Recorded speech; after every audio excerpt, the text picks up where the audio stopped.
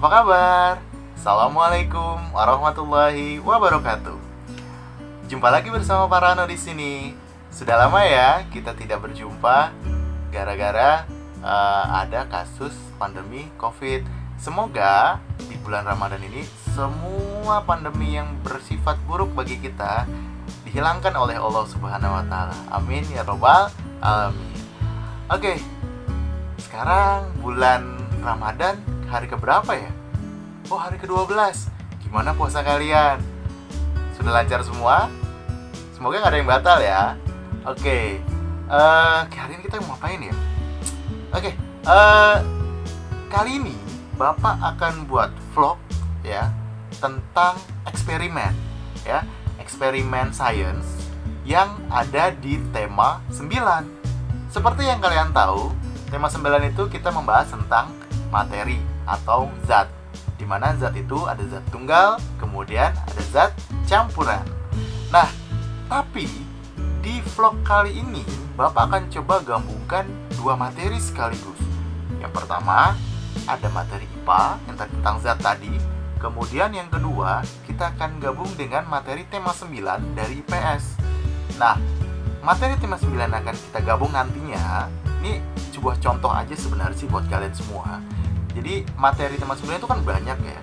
Ada tentang geografis dan astronomisnya Indonesia, kemudian ketapakan alam, kemudian ada yang tentang jenis usaha ekonomi masyarakat, kemudian ada tentang kegiatan ekonomi masyarakat dan cara menghargai ekonomi masyarakat. Nah, yang Bapak cobakan kombinasi ini adalah materi IPA tentang materi atau zat yang tadi dengan materi dari produksi, distribusi, dan konsumsi. Ya, jadi satu vlog ini kita akan membahas dua materi sekaligus. Jadi, apa sih tujuan Bapak untuk mengadakan vlog ini dan memberitahukan kepada kalian? Ini untuk memenuhi, ini adalah contoh ya yang Bapak akan contohkan ke kalian untuk memenuhi nilai KI 4 ya dari tema 9 dan dari tema 9 IPA dan tema 9 IPS. Jadi kalian nanti akan buat vlog seperti ini ya. Ini hanya contoh saja. Mau menirukan juga boleh, nggak masalah. Mau beda bahannya nanti juga nggak masalah. Jadi yang penting konsepnya adalah satu video itu untuk dua materi ya. Yang pertama materi IPA tentang zat dan yang kedua materi IPS ya tentang produksi, konsumsi dan distribusi. Baik, Bapak sudah siapkan beberapa macam bahan di sini ya. Nanti Bapak akan tampilkan ke kalian semua. So, just tune in, jangan kemana-mana. Oke anak-anak, balik lagi sama Pak Rano di sini. Nah, seperti yang Bapak bilang tadi, bahwa kita akan mengadakan eksperimen yang melibatkan dua mata pelajaran sekaligus, yaitu IPA tentang zat dan IPS tentang produksi, konsumsi, dan distribusi. Nah, kebalik ya, produksi, distribusi, dan konsumsi. Nah, seperti itu. Nah, di hadapan kalian, Bapak sudah menyiapkan bahan-bahan dari eksperimen hari ini. Nah, apa aja bahan-bahannya? Yuk kita perhatikan satu-satu. Yang pertama, ini ada gelas atau ya gelas ya, wadah untuk menampung air. Nah, di sini di dalam ada air, bukan dalamnya keropi ya. Pakai gelas keropi punya anak Bapak. Jadi Bapak pinjam sebentar ya, ini isinya ada air di sini dan air ini nanti fungsinya untuk bagian dari eksperimen hari ini. Kemudian bahan yang kedua, Bapak pakai bahan seperti ini. Ada yang tahu ini apa? Ya, ini adalah ketumbar. Oke, ini bukan sponsor ya, tapi ini memang ini Bapak pakai untuk eksperimen kali ini. Dan yang bahan selanjutnya ini seperti ini. Ada yang tahu ini apa? Yes. Kalau ada yang tahu dan tebakannya benar, ini adalah ladaku. Yeay, merica bubuk. Mungkin ada yang pernah tahu ya. Nah, ya kan? Kemudian bahan yang terakhir yang Bapak pakai adalah seperti ini. Nah, ada yang tahu nih apa? Mungkin ada yang nebak, entah ini gula atau garam, ya kan? Dan ternyata ini adalah garam. Garam masak beriodium. Sehatin dulu, ada iodiumnya. Oke, bahan yang terakhir adalah sumpit atau pengaduk yang biasanya nanti akan kalian gunakan untuk mengaduk. Oke, bahan-bahan ini Bapak simpan di dalam sebuah wadah mangkok plastik, ya kan? Dan dia bening. Kenapa? Ini untuk menunjukkan ke kalian hasil dari eksperimen kita kali ini supaya bisa lebih transparan. Baik, air seperti yang kalian tahu, ya kan? Dia termasuk zat apa? Ada yang tahu? Oke, yang bisa menjawab benar berarti bagus. Ini adalah zat tunggal, ya. Seperti yang kalian lihat, tunggal, dia cuma sendiri, bening, ya kan? Dimana yang kalian mungkin sudah hafal, zat dari air ini atau kandungan kimia dari air ini adalah H2O, seperti itu. Oke. Kemudian yang kedua ada ketumbar. Nah, ketumbar ini ada 100% murni. Berarti ini hanya ketumbar saja isinya. Nah, ini juga termasuk ke dalam zat tunggal. Oke, yang selanjutnya adalah ladaku. Ladaku ini juga lada, ya. Ini juga 100% murni. Nama lainnya lada itu kan merica, ya. Udah di zoom. Oke, fokus nggak fokus ya. Oke deh. Ini adalah merica. Oke, ini ada tulisan merica bubuk, ya, 100% murni. Ini juga zat tunggal. Dan yang terakhir adalah garam. Ya. Garam ini juga zat apa? Zat tunggal. Karena apa? Dia murni dia. Semuanya masih zat tunggal, ya. Semuanya masih zat tunggal. Dan sekarang kita mau coba bikin zat campuran. Nah, seperti yang kalian tahu, yang namanya campuran itu adalah gabungan dari satu materi atau zat dengan materi yang lain, ya. Bisa lebih dari 2, bisa 2, bisa 3, 4 dan sebagainya. Yang penting lebih dari 1. Nah, untuk cobaan yang pertama, kita akan mencampur, ya. Kita akan membuat sebuah campuran. Nah, campuran itu sendiri itu ada 2, ya. Ada campuran homogen dan campuran heterogen.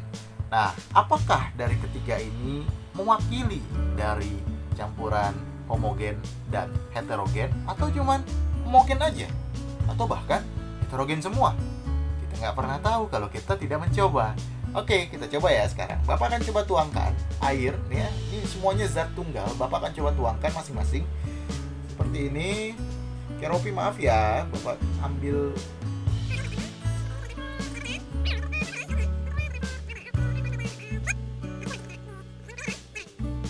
Oke, habis airnya. Terima kasih Keropi. Bapak akan kembalikan matamu lagi.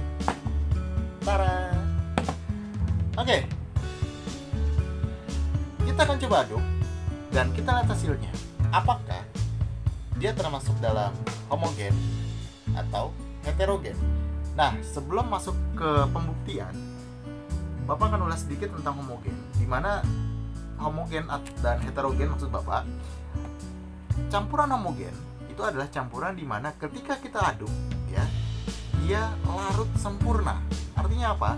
Ketumbar, lada ataupun garam ketika diaduk, bila dia homogen, harusnya mereka hilang, tidak terlihat lagi. Nah, kebalikannya sama heterogen. Kalau heterogen berarti ketika kita larutkan dan kita aduk, itu masih tersisa, ya. Kalau sebutannya itu ada ampasnya, ya. Jadi masih tersisa bahan dari ketumbar, lada ataupun garam. Itu kalau heterogen. Oke, kita coba aduk sekarang. Kita coba yang ketumbar dulu, ya. Kita coba yang ketumbar dulu, kita aduk. Oke, biar kelihatan. Pakai pengaduk dipegang.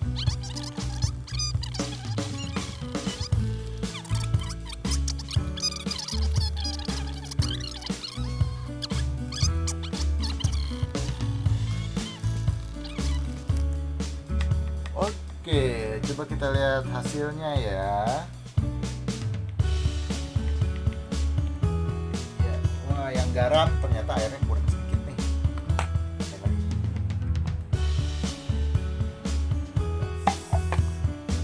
Oke, ini sudah ada hasilnya. Yang mana ya yang heterogen dan homogen? Coba kita lihat ya. Oke, yang pertama ini ada ketumbar.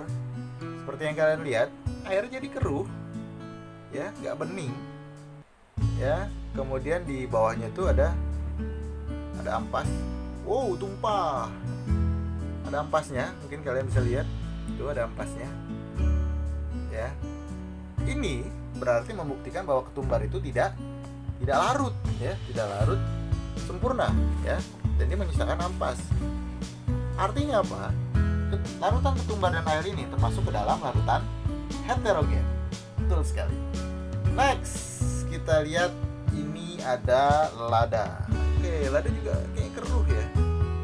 Keruh banget, kelihatan kan? Kemudian juga ada ampas itu.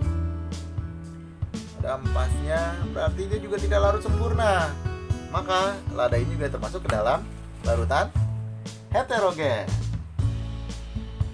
Terakhir adalah garam. Oke, kita coba lihat di garam. Masih bening ya, walaupun agak-agak keruh ya.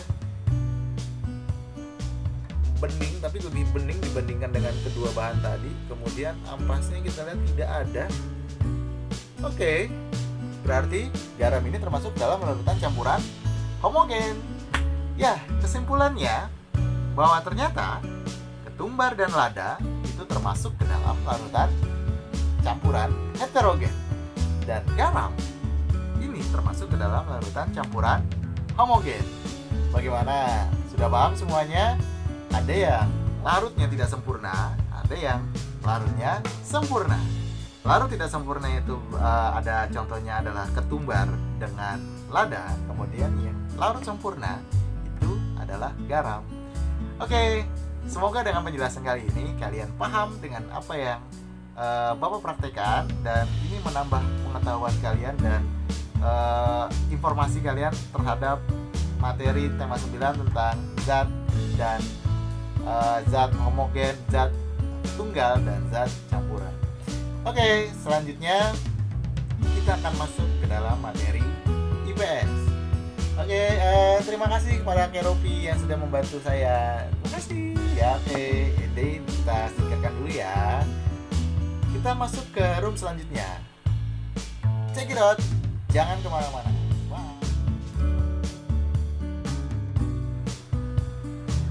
Halo anak-anak, balik lagi ke sesi yang kedua, pelajaran IPS.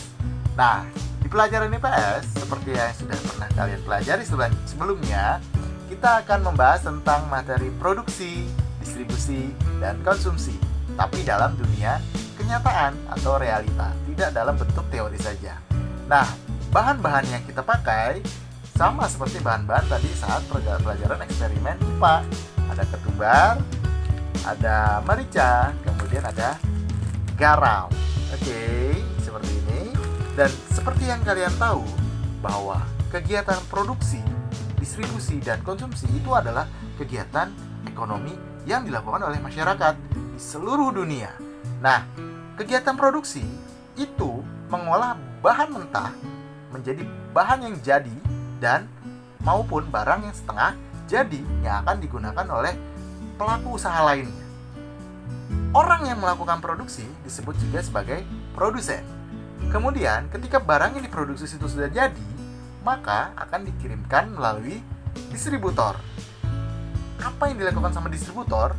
Distributor itu melakukan kegiatan distribusi. Apa sih distribusi? Distribusi itu mengantar barang dari produsen menuju kepada konsumen, atau bahkan sempat disimpan dulu mungkin di gudang yang nanti akan didistribusikan kepada konsumen. Itu kegiatan dari distribusi. Ketika sudah disampaikan kepada konsumen, maka konsumen itu akan membeli, ya.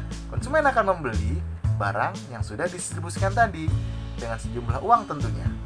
Nah, kegiatan yang dilakukan oleh konsumen ini namanya kegiatan konsumsi.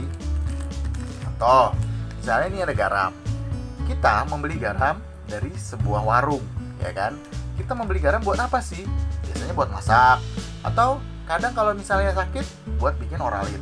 Jadi banyak macam kegunaan dari garam tersebut. Nah, yang kita lakukan ketika kita membeli garam ini dari sebuah warung, maka kita kita sudah melakukan yang namanya kegiatan konsumsi, ya.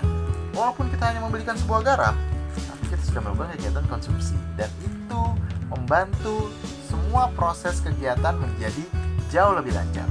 Kita harus menghargai, ya, kita harus memberikan apresiasi lebih kepada orang-orang yang melakukan kegiatan ekonomi, termasuk diri kita sendiri sebenarnya, bahwa dengan adanya kegiatan ekonomi, apa yang kita bisa butuhkan itu bisa sampai ke tangan kita, ya.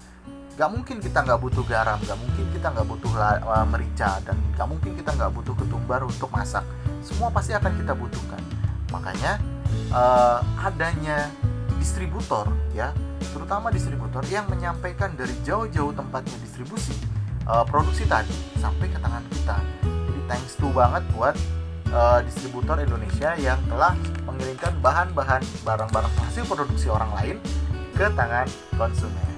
Oke, seperti itu kira-kira penjelasan realnya yang ada di kehidupan kita tentang produksi, distribusi, dan konsumsi. Jadi barang-barang ini adalah cerminan, ya, adalah cerminan dari adanya proses produksi, distribusi, dan konsumsi. Kalau tidak ada proses produksi, kita nggak akan pernah tahu yang namanya merek Ladaku kayak gini, merek Desaku, dan merek segitiga 2 cabai lah, ya, untuk garam. Kalau nggak ada kegiatan produksi, kalau nggak ada kegiatan distribusi, ini barang nggak akan pernah sampai ke tangan kita untuk kita pakai untuk masak. Bayangkan kalau nggak ada merica, bayangkan kalau nggak ada ketumbar, hambar rasanya. Apalagi nggak ada garam, wah itu rasanya pasti hambar banget makanan. Dan kegiatan kita sebagai konsumen itu mempermudah kegiatan produksi mereka dan distribusi mereka. Kenapa?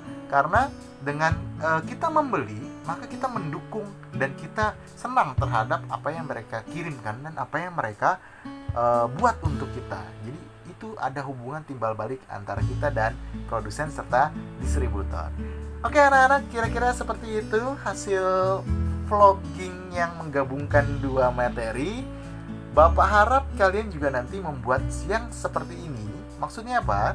Menggabungkan dua materi IPA dan IPS. Materi IPA tentang materi zat, ya, zat tunggal dan zat campuran, eksperimen kayak tadi.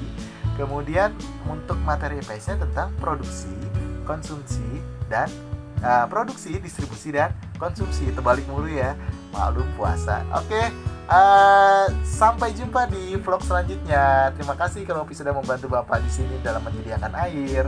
Oke, lancarkan ibadah puasanya sampai di akhir bulan Ramadan nanti ya. Semoga berkah semua. Aku salah ngomong nih. Terakhir pesan Bapak untuk kalian, jaga terus semangat kalian, jaga terus sholatnya walaupun kita berada di jarak yang jauh dan tidak bisa bertatap muka lagi mungkin nanti sampai Lebaran. Bapak harap kalian tidak mengendurkan semangat kalian dalam belajar. Kenapa? Karena media pembelajaran itu banyak banget, nah. Dan salah satunya itu adalah video yang Bapak buat ini. Baik, sampai di sini dulu vlogging Bapak tentang eksperimen dan materi IPS. Semoga bermanfaat buat kalian semua. Dah. Assalamualaikum warahmatullahi wabarakatuh. See ya.